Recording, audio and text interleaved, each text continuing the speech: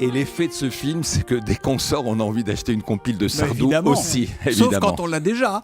Évidemment. J'en vois de manière très naïve, en y croyant très fort, des lunettes à Lady Gaga, à Black Eyed Peas, à David Guetta et à tous les artistes qui faisaient l'actu à ce moment-là.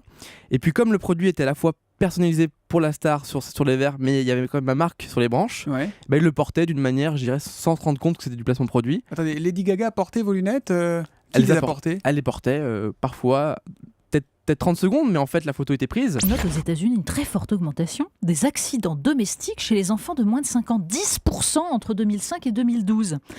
Et figurez-vous que la courbe des accidents ville par ville suit la courbe de l'équipement en 3G. Ben oui, plus les parents s'équipent en smartphone et moins ils surveillent leurs chers petits. Première arrestation à Paris d'un faux éboueur. Il faisait la tournée des étrennes. L'Allemagne n'a pas investi à hauteur de 40% du PIB ces 10 dernières années. Donc il y a un manque d'investissement. Quand vous regardez les écoles, quand vous regardez le réseau routier, ça va plutôt bien en France par rapport à l'Allemagne, même si on ne le croit pas immédiatement, mais c'est comme ça. Donc les Allemands doivent maintenant investir. Quel est le suivi de chaque élève tout au long de l'année? Est-ce que chaque élève voit au moins une fois un médecin scolaire, par exemple?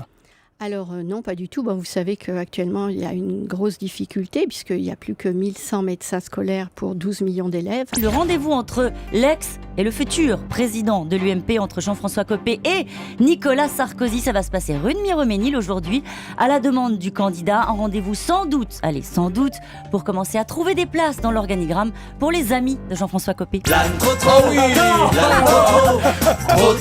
Et là, vous l'avez dans la tête pour toute la journée.